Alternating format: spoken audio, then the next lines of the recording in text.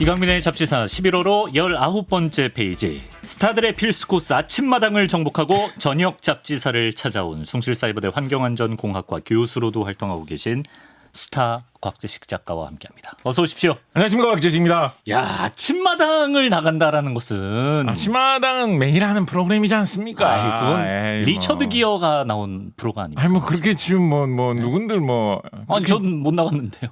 아 그래도 예. 또 곽규석 선생님께서 예. 진행을 하셨더니 CBS에서 라디오를 하는 것만큼 오. 또 라디오 방송국 중에서는 또 CBS가 우리나라에서 굉장히 역사와 전통이 깊은 곳이거든요. 전통 깊죠. 예, 그래서 70주년이고요. 이런 곳에서 이제 방송을 한다라는 것 아하. 못지않게 영광스러운 아하, 일이다라는 말씀을 드리겠습니다. 예.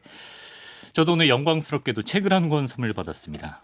따끈따끈한 신간인데요. 곽재식 작가가 쓴 출출할 땐 죽일 표. 우리 또 원어타주 팬이라면 놓칠 수 없는 책이죠. 그렇죠. 예. 예, 이 제가 시간대가 이제 또 출출할 때고. 그렇습니다. 예. 제가 이제 방송하면서 말씀드린 내용을 가지고 사실은 또 책을 쓴 것이기 때문에 약간 어떻게 보면 약간 조금은 겹친다.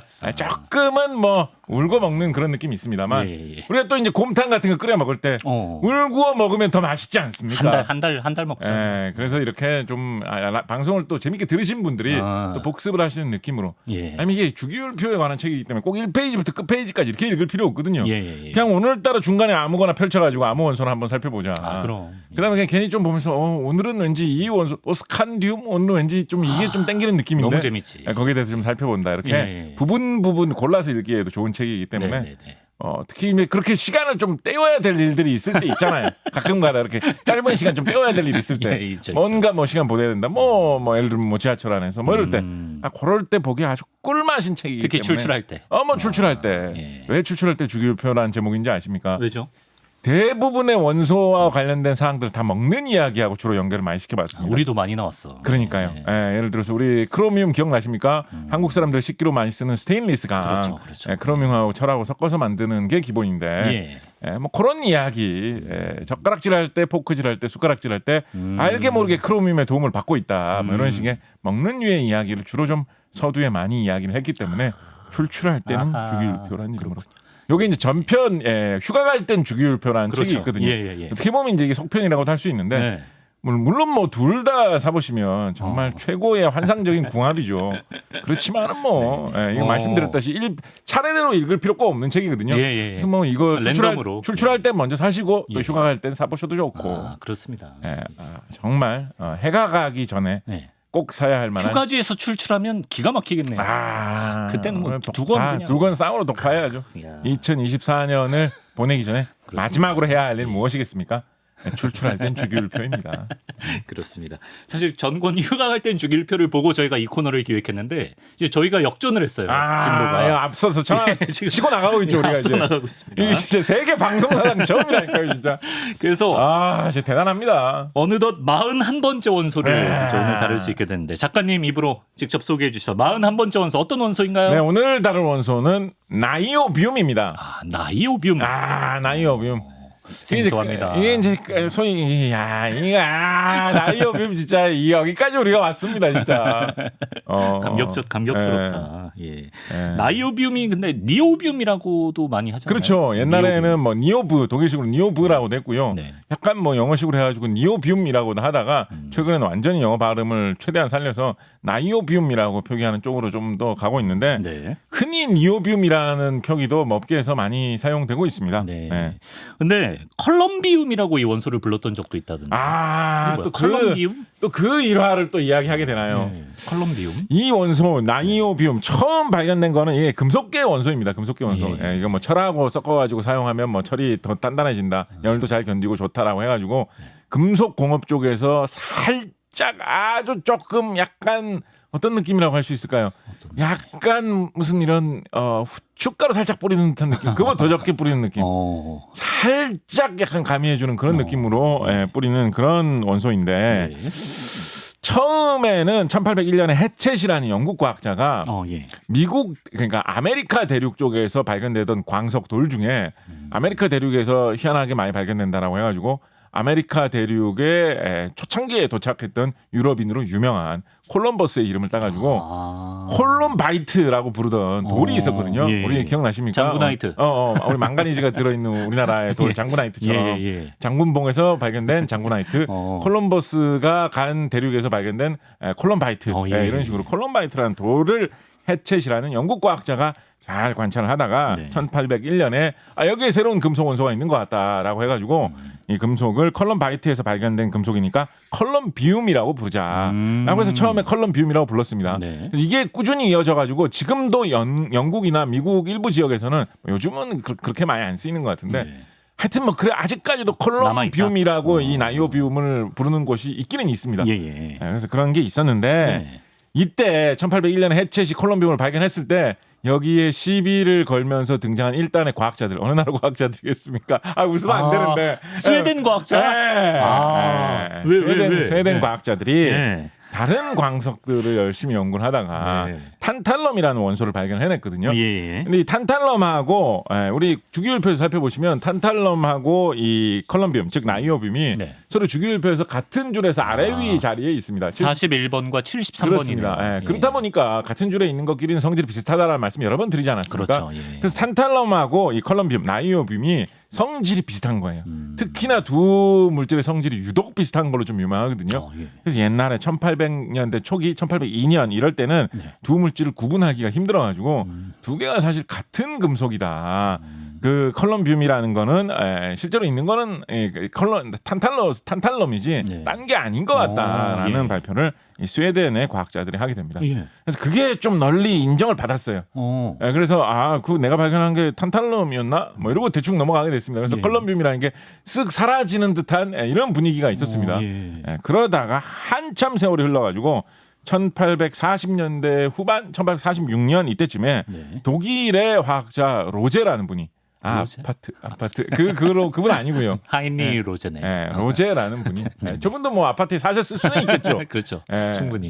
하인리 로제라는 이 분이 노래를 부른 것이 아니라 이 탄탈럼에 대해서 연구를 하다가 탄탈럼하고 착각되기 비슷한 원소 중에 새로운 게 있다. 탄탈럼하고는 다른 원소가 탄탈럼 사이에 섞여 있는 게 가끔 있는 것 같다라고 해가지고 이분이 새로운 원소를 하나 찾아냈다라고 발표를 하면서 이름을 뭐라고 붙였냐면 그리스 로마 신화에서 탄탈러스라는 사람이 있거든요. 이 사람이 뭐 괜히 신한테 시비 걸고 이러다가 털린 이런 말씀 좀 그렇군요. 굉장히 신에게 혼난 이런 인물로 악명 높은 그런 사람입니다. 그래서 뭐 이분 이게 탄탈럼 할 때 한 번 더 얘기해 드리죠 뭐. 근데 이거 그 영어 표현 중에 탄탈라이즈 뭐 이런 말이 있거든요. 놀리다, 뭐 감질나게 하다 이런 뜻으로 쓰는 말인데 이분이 신을 놀리다가 형벌을 받아가지고 신이 영원히 어떤 저주를 내리냐면 물 속에 이 사람을 집어넣는데 목만 약간 나올 정도는 물 속에 집어넣습니다. 그리고 이 위에는 이렇게 과일이 열린 나뭇가지가 이렇게 드리워져 있어요. 그러고 나서 딴 건 아무것도 안 주는 거예요. 굉장히 목이 마를 거 아닙니까? 계속 그러고 방치돼 있으면 거기에만 계속 가둬놓는 거거든요. 너무 목말라가지고 물을 마시려고 고개를 숙이고 물을 마시려고 하면 고개를 딱 숙이는 그만큼만 물이 쫙 내려가게 자동으로 그렇게 해놓은 거예요. 물을 먹고 싶은데 먹을 수는 없지만 고개를 들면 바로 턱 밑까지 물이 차 있는 거야. 혀를 내밀어도 안 돼. 혀내민 만큼 그 신들을 그런 식으로 속일 수 있다. 그리스 로마 신화의 신들을 그런 식으로 속일 수 있다고 생각하셨습니까? 세치란 말 안 되지. 혀로는 안 된다. 어떻게 그런 말씀을 함부로 하시나요? 그러다 보면 또 배도 고플 거 아닙니까? 배가 고파가지고 나무 위에 열려 있는 과일을 잡으려고 손을 뻗으면 딱 손 뻗는 그 높이만큼만 나무가 살짝 올라가는 거예요. 딱 안 잡히게. 야골라. 그걸로 계속 저주를 걸었던 뭐 그런 인물이 탄탈로스였는데 이 로제가 뭐 노래를 불러서 성공을 했다면 또 모르겠습니다만 화학을 해가지고 열심히 하다 보니까 이 탄탈럼이라는 성분을 분리하고 연구를 하기가 너무 될 듯 말 듯 이거 어렵다 보니까 요거를 이게 막 친화를 탄탈로스질을 하는 것 같은 운명이로구나라고 해가지고 결국은 이 물질을 발견한 다음에 로제가 탄탈럼을 발견한 건 아니죠. 그에 앞서서 과학자들이 발견한 다음에 탄탈럼이라는 이름을 붙였는데 로제가 이 탄탈럼이라 하고 착각하기 쉬운 이 새로운 물질을 발견한 다음에 그럼 이거는 탄탈럼하고 가까운 관계니까 탄탈럼의 딸의 이름을 붙이자라고 해가지고 그리스 로마 신화 속에서 탄탈럼의 딸인 니오베의 이름을 붙여가지고 거기서 이름을 따온 니오비움이라는 이름을 다시 붙이게 되었죠. 예. 니오베 같은 경우에는 참 이게 성질이 비슷하다는 것도 고려를 해가지고 이름을 붙였을까요? 니오브도 뭔가 신들의 저주를 받고 벌을 받거든요. 딸도? 예, 딸도 왜? 마찬가지로 신들을 막 조롱하다가 놀림보 가문이. 예, 그래가지고 근데 이분은 처벌을 또 잔인하게 받는 게 이 니오브 이분은 뭐 아들 7에 딸 7을 낳은 14세 자식을 거두어가지고 굉장히 다둥이라는 게 되게 자랑스러운 일인 그런 사람이었는데요. 네. 니오브 같은 경우에 아폴론 신이 굉장히 자신에 대한 조롱에 노해가지고 활을 쏘아가지고 7명의 아들을 차례로 다 쏘아서 제거를 해버렸다라고 하니까 이 니오베가 굉장히 분노스러울 거 아닙니까? 그렇죠. 그래가지고 그 분노에 차올라서 아직 나에게는 딸이 7명이 있다. 그렇죠. 딸 7명이 더 있다라고 외치니까 역시 또 그리스 로마 신화에서 활을 잘 쏴기로 유명한 뭐 누구였다더라? 뭐 사냥의 신, 뭐 달의 신, 아르테미스. 이런 신이 아닌가? 나타나가지고 여신, 아르테미스 이런 여신이 나타나가지고 또 딸을 하나둘 또 쏘아가지고 딸 6을 다 처치를 해버리고 마지막 날 막내딸만은 제발 살려달라라고 했는데 마저 처치를 했다라는 이런 뭐 무시무시한 전설이 있는 그런 인물이 니오브인데 장난 함부로 치면 안 돼요. 나이오비움이라는 이름은 여기에서 이제 따온 이름입니다. 그러다가 1860년대 중반이 되어가지고 그러니까 처음에 해쳇이 이 컬럼바이트에서 컬럼비움을 발견한 걸로부터 따지면 거의 60년 이상이 흐른 후죠. 1860년대 중반이 되어가지고 사람들이 계속 조사를 해보니까 로제가 발견한 니오브하고 1801년에 해쳇이 발견했던 컬럼비움이 사실은 같은 거였다라고 밝히게 되었었는데 그러면 먼저 발견한 게 해쳇이고 그러면 해쳇이 붙인 이름이 컬럼비움이잖아요. 그걸로 그죠? 가야지. 그럼 컬럼비움으로 가는 게 좀 더 정당할 것 같기도 한데 그런데 컬럼비움이라는 말은 조금 사용되다가 바로 1802년쯤에 스웨덴 과학자들이 그런 거 없어라고 다 해버렸잖아요. 그래서 별로 사용이 안 됐었던 거예요. 상대적으로. 그에 비해서 이 로제가 이게 뭔가 아파트의 기운 때문일까요? 로제가 탄탈럼을에서 니오브를 구분해낸 거로부터 컬럼비움과 니오브가 같다라는 게 밝혀진 거 사이에는 거의 한 20년 가까운 세월이 흘렀기 때문에 니오비움 이런 말 좀 많이 쓰게 된 거예요. 사람들이. 그러다 보니까 뭐 그냥 니오브로 통일하지 뭐라는 쪽이 조금 더 우세해져가지고 결국은 공식적으로 세계적으로 이 물질의 이름은 나이오비움을 쓰는 것이 더 표준이고 더 줄인 것으로 걷어지게 되었습니다. 영국의 해쳇이 들었으면 굉장히 좀 안타까웠겠죠. 그렇죠. 그렇습니다. 또 이런 비하인드 스토리가 있었네요. 자, 그렇다면 나이오비움은 어디에 쓰이는지, 쓰임새가 어떤 게 있는지 한번 살펴보겠습니다. 일단 초기에는 나이오비움이 백열전구 필라멘트로 쓰였다면서요? 그렇습니다. 아까 말씀드렸듯이 나이오비움이 좀 철하고 섞었을 때 철을 강하게 해주는 뭐 그런 성질을 좀 갖고 있거든요. 특히나 좀 온도가 높을 때 강하게 해주는 성질이 있기 때문에 나이오비움하고 철하고 섞어가지고 필라멘트 만드는데 지금도 아마 조금씩 쓰일 거예요. 그리고 나이오비움하고 텅스텐하고 섞어서 필라멘트 만드는 방식도 과거엔 좀 사용했고요. 요즘에 사용하는 LED 전구 같은 경우에는 그 LED 전구가 반도체를 이용을 해가지고 뭐 빛을 내뿜고 우리 갈륨 할 때 기억나십니까? 빨간 거 갈륨. 빨간 거 뭐 초록색 뭐 파랑색 개발했는데 기억나세요? 파랑색 뭐 색깔을 개발하기가 힘들어가지고 그 일본인 개발을 하려고 했는데 뭐 회사하고 마찰을 빚어가지고 국적을 미국으로 받고 기억나세요? 요즘에 LED는 이제 그런 식으로 반도체를 이용해서 빛을 내뿜고 형광등은 우리가 네온 할 때 말씀드렸듯이 이 내부에 있는 기체가 플라즈마가 되는 그런 현상들을 잘 이용을 해가지고 빛을 내게 하는 뭐 그런 좀 독특한 원리 이런 걸 가지고 있는데 토머스 에디슨이 개발한 이 백열 전구 같은 경우에는 우리가 아르곤 편 뭐 이런 거 할 때 말씀드렸듯이 뭐 특별히 특별한 그런 원리가 있는 게 아니라 그냥 전기를 많이 흘려서 엄청나게 뜨겁게 하면 뜨겁다 보면 좀 시뻘개지다가 나중에 빛도 나겠지. 약간 이런 거거든요. 그러다 보니까 뜨거운 열기를 잘 견디는 게 중요한데 그렇다 보니까 이 나이오비움을 살짝 섞어가지고 이런 빛나는 아주 가늘한 전선 필라멘트를 만드는 그런 용도로 사용이 될 때가 있다라는 것입니다. 그렇다 보니까 이 나이오비움이 사용되는 가장 많이 쓰이는 용도가 주로 이렇게 철하고 섞어가지고 좀 뜨거운 거를 잘 견디는 그러면서 좀 강해야 되는 뭐 그런 거를 만들 때 쓰는 용도로 가장 많이 사용이 되는데 자주 언급이 언급이 되는 사례는 뭐 여러 군데 있습니다. 뭐 예를 들면 뭐 기차 철로 같은 거 만들 때도 사용하면 좋을 거다. 뭐 이런 얘기도 있고요. 열에 강해야지. 철로 뭐 철로가 튼튼하면 좋고 그리고 네. 기차 위에서 굉장히 빠른 속도로 계속 다니니까 네. 잘 견디면 좋다라고 해서 기차 철로 만들 때도 조금 쓰면 좋다. 뭐 이런 얘기도 있는데 네. 국내 기차 철로에서 나이오비움이 많이 쓰이지는 않습니다. 근데 뭐 0.1% 정도 쓰는 규격도 있기는 있거든요. 그러니까 뭐 국내에서도 뭐 쓴다면 쓸 수 있을 것 같기도 한데 네. 우리나라에서는 나이오비움을 철하고 섞어서 강하게 만든 합금하면 뭐 이야기하면서 좀 이야기할 때가 많냐면 네네네. 터빈이나 제트 엔진 이야기를 하면서 말할 때가 많이 있습니다. 예. 이 제트 엔진 비행기 요즘 비행기들 대부분 다 제트 엔진을 달고 있는 비행기 제트 비행기이지 않습니까? 예. 제트 엔진을 잘 만드는 회사 어떤 회사 있는지 혹시 아십니까? 세계적으로 제트 엔진 잘 만드는 메이커 어떤 글쎄요. 메이커 있을까요? 예. 들으면 연결이 되려. 들으면 바로 떠오를 만한 이건 영국의 자동차 브랜드로도 잘 알고 계시는 분 계시죠? 롤스로이스. 그렇습니까? 롤스로이스 제트 엔진 잘 만드는 회사로 굉장히 유명하고요. 오. 그러니까 이제 뭐 엔진 잘 만들고 하는 뭐 이런 역사 전통을 갖고 있는 회사니까 네. 제트 엔진 만드는데도 상당히 이제 기술력을 갖고 있는 거죠. 예. 유럽 쪽에 롤스로이스가 있다면 뭐 그러니까 뿌리로 따졌을 때 미국 쪽에서 제트 엔진 잘 만드는 것으로 유명한 회사는 아까 마침 또 백열 전등 토머스 에디슨의 전등 이야기를 했었는데 예. 토머스 에디슨의 회사에 뿌리를 두고 있다라고 하는 제너럴 일렉트릭 GE가 제트 엔진 잘 만드는 회사로 굉장히 좀 유명한 편입니다. 예. 언뜻 생각하면 좀 이상할 수 있죠. 아니 제너럴 일렉트릭이면 뭔가 전기 제품 이런 거를 만들 회사일 것 같은데 아니 토머스 에디슨 하면 전기로 뭔가 발명을 많이 한 사람인 것 같은데 예. 제트 엔진이 전기로 돌아가는 것도 아니고 예. 뭐 드론을 GE가 잘 만든다라고 하면 그러려니 하겠지만 그것도 아니고.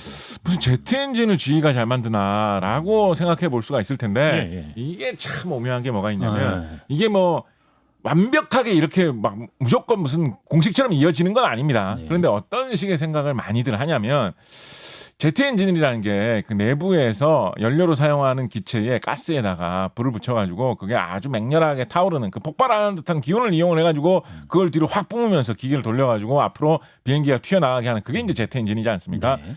근데 그 기술을 어디에도 그대로 사용할 수 있냐면 네. 지상에서 예를 들면 천연가스, LNG, 뭐 LPG 이런 게 많이 있다라고 하면 네. LNG 같은 거 천연가스를 뽑아가지고 그거를 기계 속에다가 쭉 집어넣으면서 거기다 불을 딱 붙이면 불이 이제 빵 터지면서 강한 폭발력이 있겠죠. 예. 그럼 그 안에다가 그 폭발력을 견딜 수 있는 바람개비 같은 걸 집어넣으면 오. 그거를 설계만 잘해놓으면 굉장히 빠르게 돌 수 있는 그런 구조를 만들 수 있지 않겠습니까? 예. 그래서 그거를 가스 터빈이라고 하는데 이 가스 터빈에다가 발전기를 연결해가지고 전기를 생산하는 용도로 많이 사용을 합니다. 우리가 일반적으로 화력발전소다라고 하면 우리나라에서 가장 많이 쓰는 석탄 화력발전소다라고 하면 석탄 화력발전소로 석탄을 태워가지고 네. 그 석탄의 열기로 뭘 합니까? 석탄의 열기로 바람개비 같은 걸 돌리나요? 그렇게 안 하죠. 예. 석탄의 열기로 일단 물을 끓입니다. 물을 끓여요. 예, 석탄 화력발전소에는 석탄의 열기로 물을 끓이면 네. 그 물이 끓을 때 나오는 그 증기를 뽑아가지고 그 증기를 이용을 해서 바람개비처럼 생긴 터빈을 돌리는 그런 방식으로 사용하죠. 그러니까 석탄으로 물을 끓이고 물에서 나온 수증기가 터빈을 돌리는 바람개비를 돌리는 그런 간접적인 방식을 사용을 한단 말이에요. 네. 그러니까 그 과정에서 아무래도 에너지 효율이 조금 떨어질 수밖에 없죠. 그런데 연료가 가스처럼 불이 잘 붙는 연료라면 네. 가스에다 불을 바로 당겨가지고 그 폭발하는 힘으로 바람개비를 바로 돌려보자. 그러면 더 효율이 좋게 돌지 않겠느냐라는 그렇죠. 그 발상으로 해서 개발된 부품 발전기가 가스터빈을 이용하는 가스터빈 발전기입니다. 예. 생각을 해보면 돌아가는 움직이는 기계 안에서 지속적으로 계속 가스를 불에 잘 타는 연료를 집어넣으면서 네. 거기다 불을 붙여가지고 계속해서 기계를 작동시킨다라는 그 점에서 네. 가스터빈하고 제트 엔진하고 비슷하거든요. 제트 엔진을 지상에서 크게 만들어가지고 돌리는 게 약간 가스터빈 아니냐라고도 어느 정도 생각을 해볼 수 있을 정도로 원리가 비슷하기 때문에 네. 전기 사업을 잘 하던 발전소 운영, 발전기 그렇구나. 개발을 잘하던 기술적인 뿌리가 있는 회사가 예. 제트 엔진을 잘 만든다는 게 그렇게 이상할 거는 없다라는 생각을 해볼 수가 있지요. 참고로 우리나라에서는 혹시 제트 엔진을 생산을 하거나 개발을 하는 게 그러니까 생산은 뭐 둘째치고 생산은 뭐 여러 가지로 해볼 수 있을 테니까 우리나라 국내에서 자체 개발한 제트 엔진 혹시 있을까요? 사용되고 있는 게 있을까요? 전 다 수입하는 줄 알았어요. 그러니까 어느 정도는 뭐 맞는 이야기십니다. 네. 그 비행기 탈 때 제트 엔진 같은 거 이렇게 달려 있는 것 중에 가만히 보다 보면 무슨 뭐 그런 그 로고 같은 게 이렇게 보일 때가 있거든요. 우연히 뭐 롤스로이스 로고 막 붙어 있고 뭐 내 비행기 롤스로이스야. 그래요? 막 유심히 본 적이 없네. 뭐 그런 느낌이 들 때도 있는데 네. 마찬 일반적인 우리 민항기의 제트 엔진 같은 경우 일반적으로 우리가 여객기로 타는 비행기 제트 엔진 같은 경우에는 말씀하신 대로 기본적으로 그 개발 자체는 다 미국, 유럽에서 개발된 거라고 보시면 되겠습니다. 네. 그렇지만 국내 제트 엔진이 자체적으로 개발된 게 사용되는 사례가 없지는 않습니다. 상당히 많이 사용되고 있는 사례고 네. 작년인가 재작년쯤에 보도가 살짝 나와가지고 이게 뭐 얼마나 신뢰할 수 있는 보도인지는 모르겠어요. 그냥 살짝 뭐 소문을 전한다는 식으로 이제 국내 언론에서 보도가 됐었는데 네. 베트남에 이 제트 엔진을 수출도 하려는 시도가 이루어지는 듯한 분위기가 감돌고 있다라는 그런 게 그렇습니까? 언론 보도에 살짝 이게 그래 이런 거 나온 적 있었는데 예, 예. 어느 뭐에 사용하는 제트 엔진일까요? 뭐에 사용하는 제트 엔진? 비에젯. 예?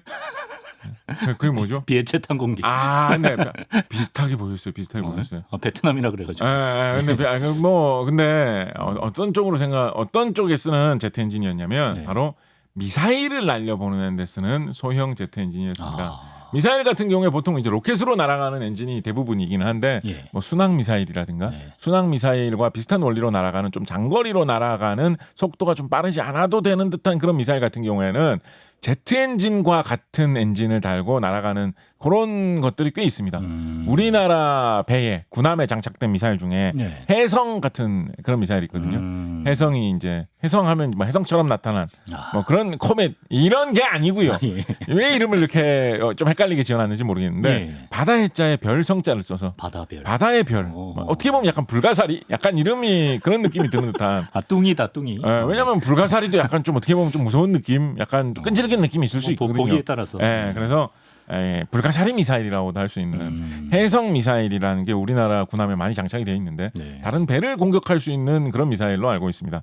그 미사일에 SSE-750K라고 흔히 부르는 네. 한국에서 개발한 소형 제트 엔진이 달려 있습니다. 그 민간 기업에서 개발한 거예요? 민간 기업이죠. 그러니까 민간 기업인데 이제 이런 무기를 생산하는 그런 회사죠. 물론 뭐 민간 기업에서 완전 독자 개발하지는 않았겠죠. 네네. 아마도 국내의 주요 연구기관하고 협력을 하면서 개발을 했을 텐데 국내 회사에서 개발 생산품으로 만들어가지고 미사일에 탑재를 하고 있습니다. 예. 자 그리고 또 한편으로 네. 우리나라에서 이 발전기에서 들어간다는 이 가스터빈 같은 경우에 네. 국내에서 개발해가지고 운용을 하고 있는 것이 있을까요? 가스터빈?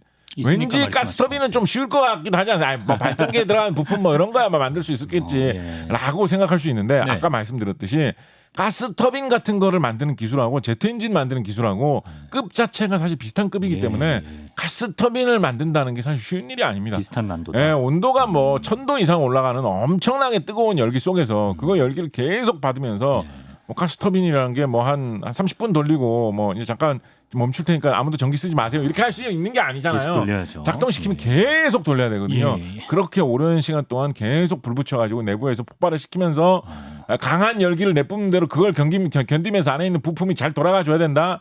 뭐 삐걱삐걱하지도 않고 계속 돌아가 줘야 된다. 그쵸. 그러니까 만들기가 사실 쉬운 일이 아니거든요. 예. 그래서 세계적으로 가스터빈을 만들 수 있는 나라가 몇 군데 없습니다. 가스터빈 독자 개발해가지고 생산하는 나라가 5군데나 되려나? 아, 그래요? 세계적으로 뭐 제트 엔진 생산하는 거와 같은 급의 기술이기 진짜 때문에 어렵구나. 가스터빈 개발할 수 있는 나라 별로 없고 우리나라도 2019년 정도가 돼서야 겨우 개발에 성공했습니다. 예. 그래서 그때 2019년부터 한 3, 4년 약간 시범 운영 비슷하게 약간 성능을 좀 이제 초기에 한번 살펴보자라는 식으로 운영을 한 게 작년까지 성공적으로 잘 시행이 돼가지고 네. 이제는 우리도 가스터빈을 잘 만들어가지고 작동시킬 수 있겠다라는 쪽으로 생각을 하고 있거든요. 예. 그래서 이 가스터빈을 만드는 재료 그리고 우리나라의 제트 엔진을 만드는 재료로 아까 말씀드렸듯이 철에다가 나이오빔을 아주 살짝 0.1% 정도 살짝 넣은 그런 재료를 이용을 하면 그렇게 잘 살짝만 만들 수- 넣어도 어떻게 그렇게 효과가 그러니까 있지? 철에다 나이오빔만 넣는다고 해가지고 갑자기 훅 좋아지는 건 아니고요. 예. 여러 딴 재료, 뭐 니켈, 뭐 등등 여러 딴 재료 합금을 만드는데 레시피가 있구나. 거기에 나이오빔도 살짝 넣어준다라는 거죠. 예. 자 그런데 네, 그런데. 제가 뭐 이렇게 말씀을 드렸는데 예. 진짜로 우리나라 국산 미사일 엔진에 나이오빔 들어간 재료가 쓰이느냐 사실 확신할 수는 없습니다. 아, 그 그래요? 후보 재료로 연구 논문 같은 걸 보면 언급이 되고 있거든요. 아, 네. 진짜로 이게 제품 만들 때 얼마나 쓰는지는 기밀, 사실은 뭐 기밀상인지 아니면 뭐 그러니까 뭐 이게 어떤 국가 기밀인지 예. 아니면 그냥 단순한 영업 기밀인지는 모르겠는데 예. 그렇게 많이 공개되어 있는 자료는 아닙니다. 그래서 예. 쓸 수도 있다. 수도 있다. 세계적으로 보면 이런 용도에 쓰이고 있긴 해요. 확실히. 후보 중엔 하나였다. 그래 쓰고 있다. 이렇게 말씀드리고 있겠습니다. 그렇군요. 말 나온 김에 하나만 하게 해주세요. 벌써 그런 표정 짓지 마시고 하나만 하게 해주세요. 하세요. 예. 그래서 요즘 업계에 좀 어떤 게 있냐면 네네네. 우리나라에서 요즘 차세대 다음 산업을 네. 더 발전시키기 위해서 또 한편으로는 최근에 뭐 국산 무기가 개발돼가지고 외국에 많이 팔린다라고 하니까 네. 국산 무기의 어떤 이런 판매성 기술을 또 한 단계 높이기 위해서 국가적으로 요 추진한다 만다 할까 말까 어느 정도 투자할까 말까 하고 있는 아주 좀 많은 주목을 받고 있는 사업으로 네. 항공기용 제트 엔진 개발 사업이 있거든요. 아, 예. 거기에서 지금 뛰어들고 있는 두 개의 라이벌 회사가 네. 바로 이 미사일용 제트 엔진 만들어 본 회사하고 가스터비 만들어 본 회사가 두 개가 요즘 아주 좀 치열하게 경쟁 중입니다. 달랐구나. 제트 엔진은 제트 엔진이니까 미사일용 제트 엔진 만들어 본 우리 기술로 비행기용 제트 엔진도 우리가 만들어 볼 수 있지 않겠습니까? 우리에게 맡겨 주십시오. 네. 라고 하는 그런 측면이 있는가 하면 네. 한편으로는 미사일용 제트 엔진이 일회용이잖아요. 일회용. 미사일은 한 번 쏘면 바이바이잖아요. 그렇지. 미사일 쏘고 나서 뭐 명중하지 못했다고 해가지고 다시 주워다 쓰고 이런 거 아니잖아요. 아니죠. 미사일은 일회용으로 쓰는 거다. 예. 그런 기술 정도로 어떻게 비행기를 만들어가지고 사람이 타고 다니겠느냐. 가스터비는 우리 가스터빈 항상 사람들이 그치. 전기를 만들기 위해서 믿음직하게 만드는 그 기술을 갖고 있는 우리에게 맡겨주십시오. 무슨 소리예요. 지금 비행기 하늘 날아가는 거 뛰어보지도 못했으면서 예. 지상에서 돌아다니는 거 만들어본 당신들이 예. 둘이 지금 치열하게 경쟁을 하고 있거든요. 본 것처럼 설명해 주시네. 왜냐하면 진짜 치열하거든요. 생생하다. 예. 그래서 그거를 좀 주목해서 보시면서 저기에 둘 중에 어떤 회사는 나이오빔이 들어간 철을 먼저 확보를 하려고 서로 이렇게 지금 작전을 짜고 있는 그런 게 있을 수도 있다. 예. 하나만 진짜 이 짧게 할게. 하나만. 아침마당에서도 하나만 더 하셨나요? 아침마당. 좋습니다. 가시죠. 예. 나이오빔을 이렇게 열을 잘 견디고 튼튼한 철 합금을 만드는데 쓰는 이유 중에 하나로는 요거 뭐도 하나 좀 빼놓을 수 없냐면요. 예. 열을 잘 견디게 해줄 수 있는 재료들이 나이오빔 말고 몇 가지가 좀 더 있거든요. 찾아보면. 네. 그런데 어떤 문제가 있냐면 네. 열을 진짜로 완전 막 엄청나게 잘 견딜 수 있게 하는 아주 열에 잘 견디는 그런 재료를 넣어가지고 하면. 아주 고성능 철을 만들 수 있다라고 하면 네. 지금 말씀드린 그 자체에서 제가 이미 답변을 드렸는데 네. 그러면 어떤 문제가 있냐면 네. 너무 열을 잘 견디는 그런 재료를 사용하면 네. 그거를 녹여가지고 애초에 제품을 만들기가 좀 어렵다는 문제가 있습니다. 그렇겠네요. 사용 중에는 잘 견디네, 좋은데라고 하지만 만드는 과정도 너무 힘들잖아요. 쇳물을 녹여가지고 어떻게 이렇게 만들어야 되는데 네. 그래가지고 그 재료 자체가 열을 너무 잘 견뎌도 좀 골치 아픈 그런 면이 있거든요. 그러네요. 나이오빔이 그런 류의 재료 중에서는 좀 잘 녹는 그런 특징이 있어서 예. 제품을 만들기에는 조금 편의성도 있기 때문에 나이오빔이 좀 주목을 받을 때가 있다라는 뭐 그런 것도 업계에서는 이야기되고 있습니다. 그렇군요. 그럼 지구에서 나이오비움은 좀 흔한 원소인가요? 뭐 생산이 어디서 되는지?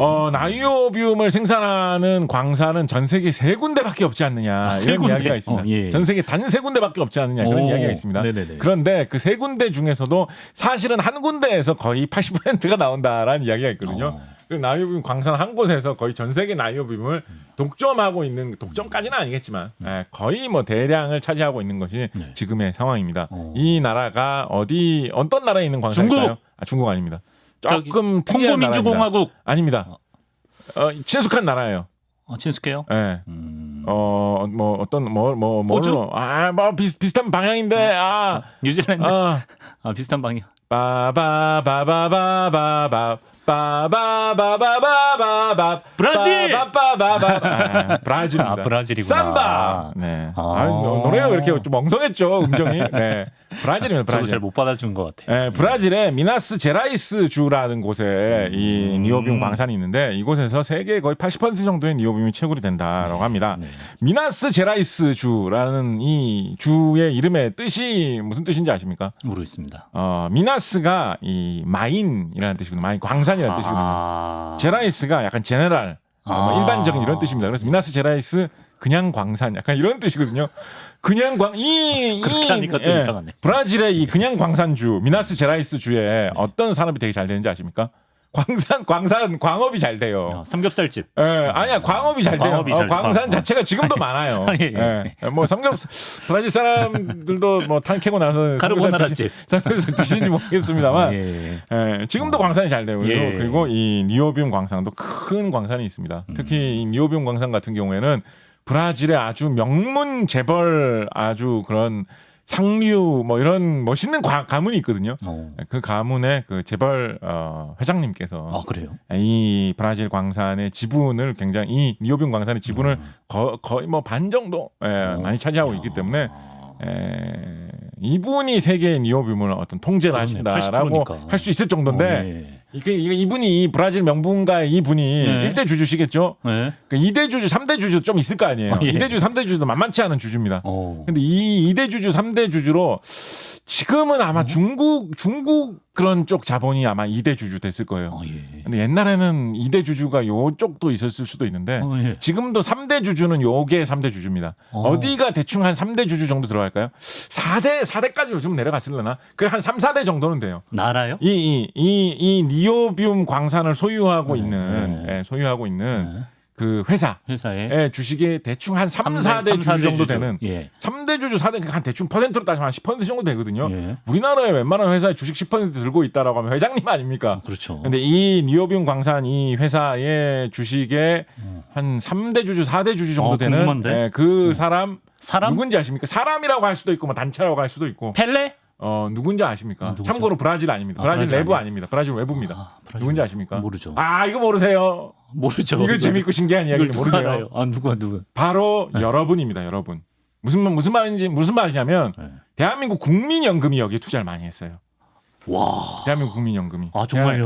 2010년대 초기에 우와. 대한민국 국민연금하고 우리나라의 이런 철강 산업하는 그런 쪽하고 이렇게 단체를 결성을 해가지고 약간 콘소시움 같은 이런 걸 꾸려가지고 지분을 많이 샀습니다. 야. 그래서 한때 거의 막 2대 주주, 3대 주주 거의 했었어요. 야 그래요. 그래서 10년, 그러니까 2010년대 초니까 지금 벌써 한 10여 년 지나갔죠, 그죠? 네네네. 그 사이에 투자가 좀 잘 됐어요. 야. 뭐 주가가 좀 올랐던 것 같아요. 잘 그러고 됐다. 나서 중국 쪽에서 아까 많이 사갔다 그랬잖아요. 네네. 중국 쪽에서 많이 사가면서 우리가 좀 팔았거든요.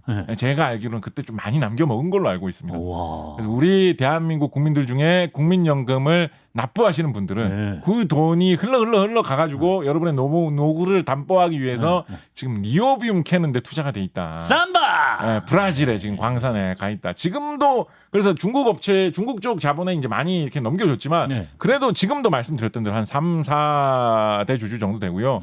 지금 이 브라질 이 니오비움 광산 회사 여기에 주식을 차지하고 있는 게 그 브라질 명문가 그 회장님 그분하고 일본 쪽하고 중국 쪽하고 한국 쪽 이렇게 세 개 국가에 주로 이런 대형 무슨 투자 자본 이런 게 들어와가지고 요거를 이렇게 나눠서 지금 갖고 있는 상황이거든요. 희한하죠. 브라질에서 제일 먼 나라들 아닙니까? 한국, 중국, 일본이면. 그렇지. 근데 하필이면 여기에다 이렇게 희한하게 옹기종기 다 같이 투자를 했어요. 그러네요. 이게 뭐 여러 가지로 생각해 볼 수 있죠. 그냥 원래 그런 것 좀 있지 않습니까? 한국이나 중국이나 일본 사람들끼리는 일본은 이렇게 하는데 우리도 이렇게 해야 되지 않겠느냐라든가. 또 일본이랑 연관이 있잖아요. 뭐 그런 식으로 한중 이름 막 같이 뭐 서로 보면서 비슷하게 할 때가 많거든요. 그런 것도 있거니와 조금 더 과학적으로 이야기를 하자면 한국, 중국, 일본이 세계적으로 봤을 때 다들 철강 산업이 굉장히 발달한 그런 나라들입니다. 우리 저 예전에 철편할 때 말씀드렸죠. 옛날에는 독일, 스웨덴 이런 데가 철강 강국이었는데 시대가 지나면서 그런 데는 좀 퇴조하고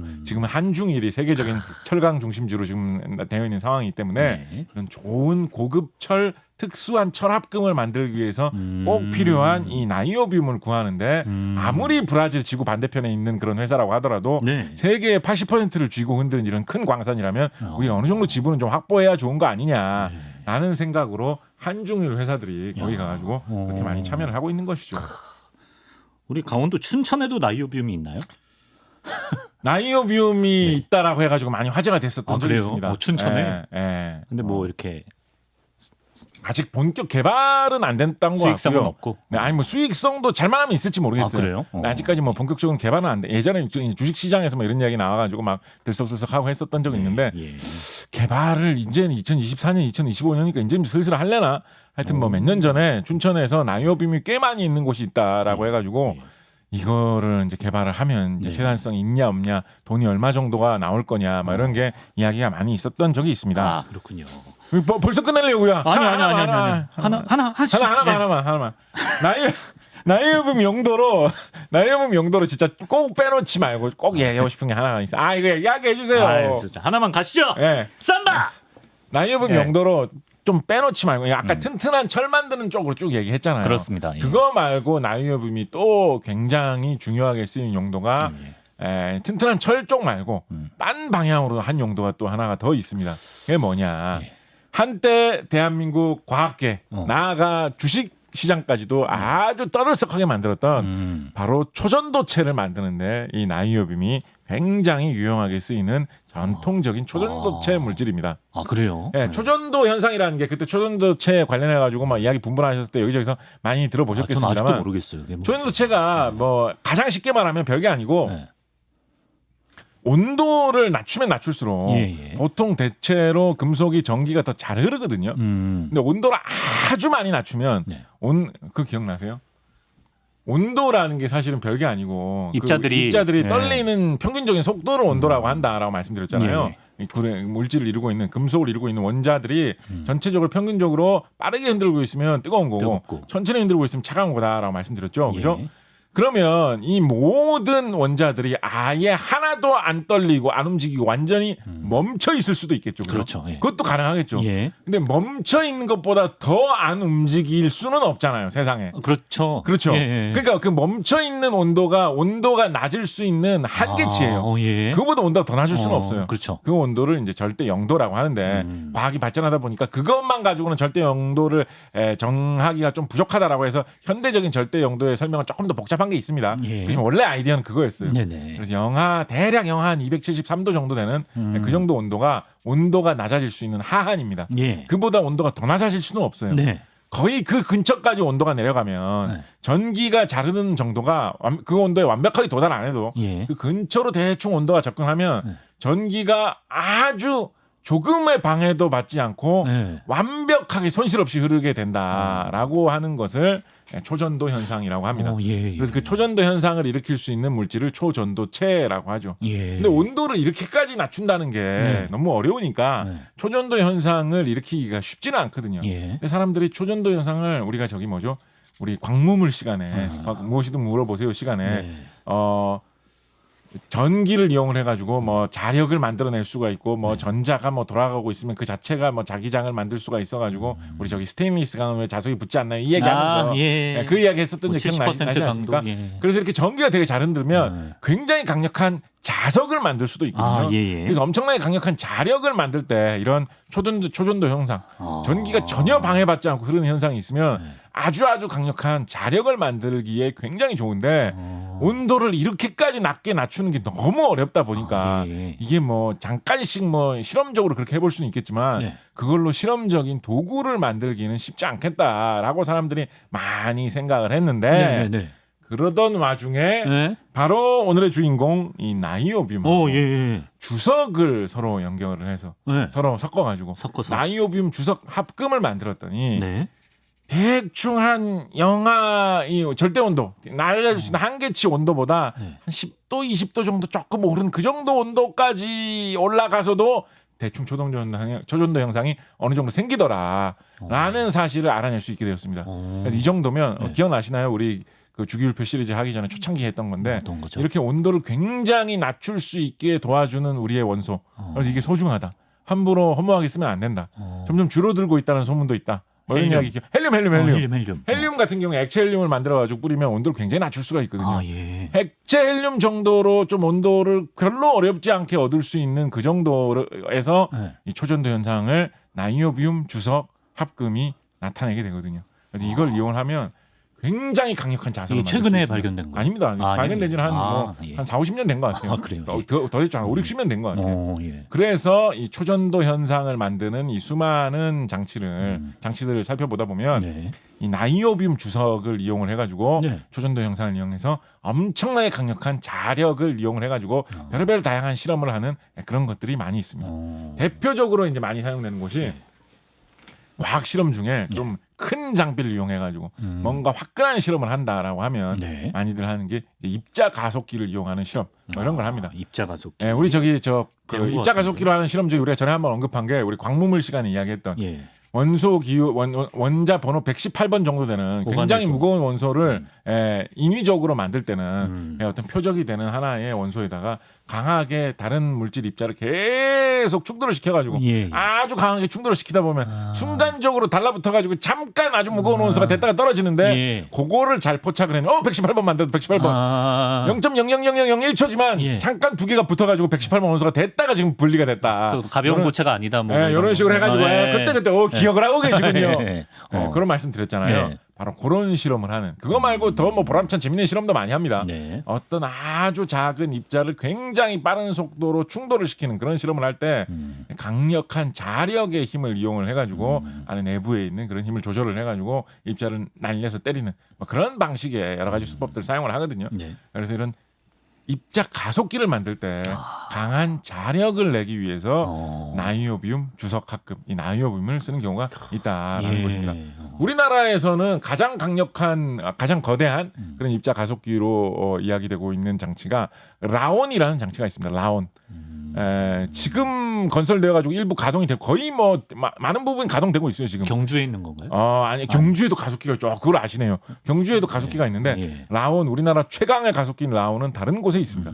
우리 에디터님께서 친숙하실 만한 곳이죠. 대전 유성? 대전 유성에 있습니다. 우리나라에서 가장 과학도시. 강력한 가속기 예. 대전 유성에 있는데 예. 이 라온 가속기도 마찬가지로 강력한 자력을 어마어마하게 강한 자력을 만들기 위해서 이 나이오비움 주석을 사용하고 있다라는 그런 기사가 뜬 적이 있죠. 예. 또 하나 이것만 얘기하고 끝내야지 이것만 이제 더 이상 안 할게요. 그러니까 하나만. 좋습니다. 예, 예, 하나만. 좋습니다. 예. 또 이렇게 되게 강력한 자력을 이용하는 그런 실험 장치 중에 이 미래의 어떤 이런 기술에 도전하는 걸로 또 하나 되게 좀 많이 주목을 받고 있는 것으로 무엇이 있느냐? 핵융합 실험 장치가 있습니다. 핵융합 실험 장치. 핵융합 실험 장치. 인공태양 그런 거. 인공태양. 예. 핵융합 실험 그것도 장치. 대전 유성. 그것도 대전 유성에서도 예, 우리나라에서 그렇죠. 많이 연구하고 있죠. 예. 핵융합 실험 장치를 하려면 이것도 이제 세세하게 설명하면 되게 좀 복잡한데 네. 진짜 단순화해가지고 짧게만 말씀드릴게요. 네. 핵융합 실험 장치를 하려면 우리 수소편 할 때 수소편 헬륨편 할 때 이야기를 했었는데 태양이 빛을 내는 원리가 수소폭탄하고 비슷하게 강력한 압력과 높은 온도 속에서 수소의 원자 두 개가 들러붙어 가지고 헬륨으로 변화해 버리는 이런 활동 속에서 강한 열과 빛이 생기면 그게 태양이 빛을 내는 핵융합의 원리다. 수소폭탄의 원리와 일부 비슷하다. 이런 말씀 드렸던 적이 있었죠. 예. 그래서 지상에서 이런 태양 속에서 일어나는 수소폭탄과 비슷한 반응이 일어나는 이런 것을 인위적으로 통제를 하면서 진행을 하려면 태양의 온도보다 훨씬 더 높은 그런 온도를 좀 만들어 줘야 됩니다. 예. 대충 1억 도 정도 되는 온도를 만들어 주어야 한다라고 하는데 1억도 엄청나게 높지 않습니까? 우리 그때 제가 잠깐 언급했던 것 같은데 기억나십니까? 어떤... 우리 저기 대전에 그 유성에 있는 실험 장치에서 마스코트밖에 기억이 안 나요. 마스코트 이름 뭐라고 한다 그랬죠? 억돌이라고 한다. 제가 말씀드린 거 기억나요? 억돌이. 온도를 1억 도까지 올린다고 해가지고 억돌이라고. 억돌이 마스코트 진짜로 있어요. 저 집에도 하나 있어요. 예. 저희 썸네일에도 썼었어요. 예. 네, 억돌이. 맞죠. 그래서 1억 도까지 온도를 올리는데 이야기 오다가는 역시 잠깐 말씀드렸는데 온도를 1억 도까지 올리면 뭘로 그 내부 장비를 만들어 놓아야지 그 1억 도의 온도를 견디겠습니까? 뭐 1억 도를 뭐가 견뎌요? 견디기가 어렵지 않겠습니까? 그죠? 그래서 뭐 이렇게 설명하는 약간 어폐가 있는데 이렇게 설명하면 좀 쉽게 와닿기 때문에 이렇게 설명을 드리면 그래서 1억 도짜리 물질을 1억 도짜리 물질을 담고 있게 하기 위해서 어떤 방법을 쓰냐면 자력으로 공중에 붕 띄워놓는 방법을 사용합니다. 그럼 뭐 1억 도짜리라도 안 닿지롱 이렇게 하면 되니까 1억 도 정도 띄워놓는 방법을 사용하거든요. 마찬가지로 강력한 자력이 필요하겠죠. 이 자력을 이용해가지고 공중에 띄워놓기도 하고 동시에 온도를 올리는 용도로도 사용을 하거든요. 그래서 마찬가지로 핵융합 시설에도 특히 이제 토카막 방식으로 만드는 핵융합 이 실험 장치 같은 경우에는 이런 강력한 자력이 필요합니다. 강력한 자력을 얻기 위해서는 전기가 저항 없이 아주 잘 흐를 수 있는 그런 상태가 있어야지 그걸 이용해서 전자석을 강력하게 만들 수가 있기 때문에 마찬가지로 초전도 상태가 필요한데 이 초전도 상태 만들 때 역시 만만한 게 나이오비움 주석 합금이거든요. 예. 그래서 나이오비움 주석 합금을 이용을 해서 뭘 한다라고 하면 나이오비움 주석 뭐 이렇게 하면 뭐 중국 비슷한 그런 나라의 높으신 분 이름인가? 나이오비움 주석, 시진핑 주석하고 뭐 동급이신 이렇게 착각할 수 있는데 그게 아니고 이런 초전도 현상. 근데 이게 이제 진짜 착각하기 좋은 게 뭐냐면 얼마 전에 우리나라에서 여기에 공급된 여기는 아니었구나. 그 세계 우리나라도 참여하고 있는데 세계적으로 국제적인 공동 연구로 수많은 나라들이 같이 투자를 해가지고 굉장히 거대하고 아주 성능이 뛰어난 이런 핵융합 실험 시설을 짓고 있는 곳으로 흔히 이터라고 부르는 ITER이라고 부르는 국제적인 공동으로 개발 중인 핵융합 실험 시설이 있거든요. 예. 진짜 이게 뭐 아재 개그인지 뭔지 모르겠는데 왜? 공교롭 그러니까 이게 국제 공동 시설이기 때문에 여기에 들어가는 부품들을 세계 여러 나라에서 만들어가지고 보내가지고 이거는 이렇게 조립하는 형태로 프랑스에 짓든가 그렇죠. 조립하는 형태로 이제 완성을 하는데 그래서 우리나라에서도 특수 부품 같은 걸 만들어서 거기 있는 곳까지 보냅니다. 진짜 공교롭게도 얼마 전에 이게 금년에 나왔던 뉴스인 것 같은데 얼마 전 공교롭게도. 하필이면 중국에서 이 나이오비움 주석 이 합금을 만들어 가지고 초전도 현상을 일으키라고 이 국제 공동 연구용 핵융합료 만드는 이터 쪽으로 중국에서 하필이면 나이오비움 주석을 이걸 만들어서 보냈어요. 그러면서 그 행사에 시진핑 주석께서 보내는 행사에 시진핑 주석께서 뭐 이렇게 축하 메시지를 보내고 막 그런 게 신문 기사로 실린 적이 있었어요. 그래서 이거 중국 사람들도 이게 어떤 아재 개그가 되는 걸 알아가지고 이런 일을 한 것일까라는 그런 잠깐의 축하 공연 상념에 가수 주석 씨 뭐 그런 것인지 그런 상념에 빠졌던 적이 있습니다. 알겠습니다.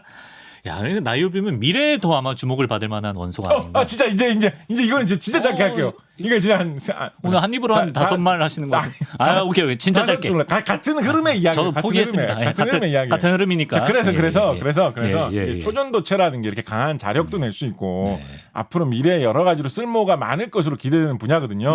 그렇다 보니까 예전에 이런 초전도 현상을 훨씬 더 쉽게 일으킬 수 있는 물질이 뭐 한국 기술진에서 개발된 거냐 아닌 거냐라고 해가지고 그렇게 막 술렁술렁하고 많은 화제도 되었었던 것이거든요.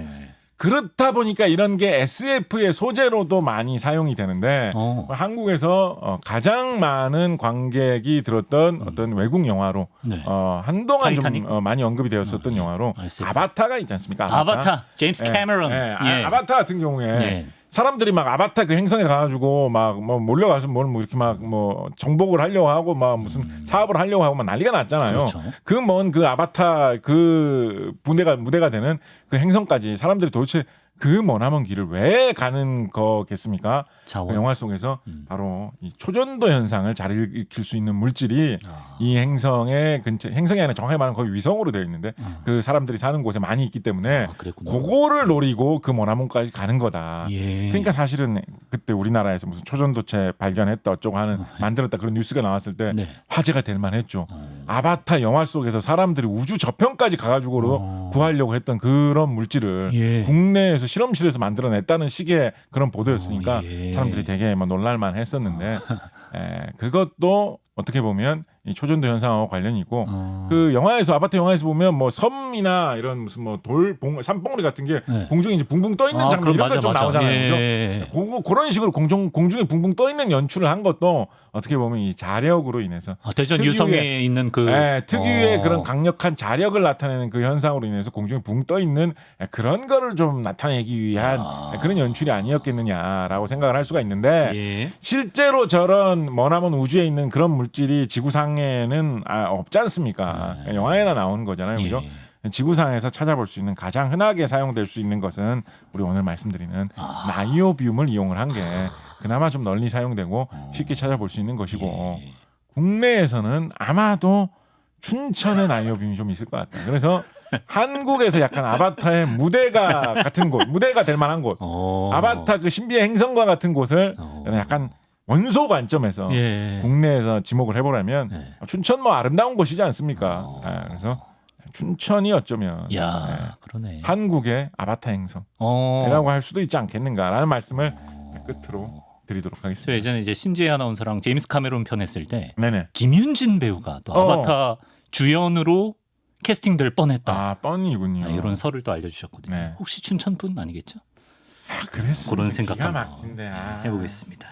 손흥민의 도시지만 한국의 아바타 무대다. 춘천에서 우리가 한번 경험해봐야 될 것.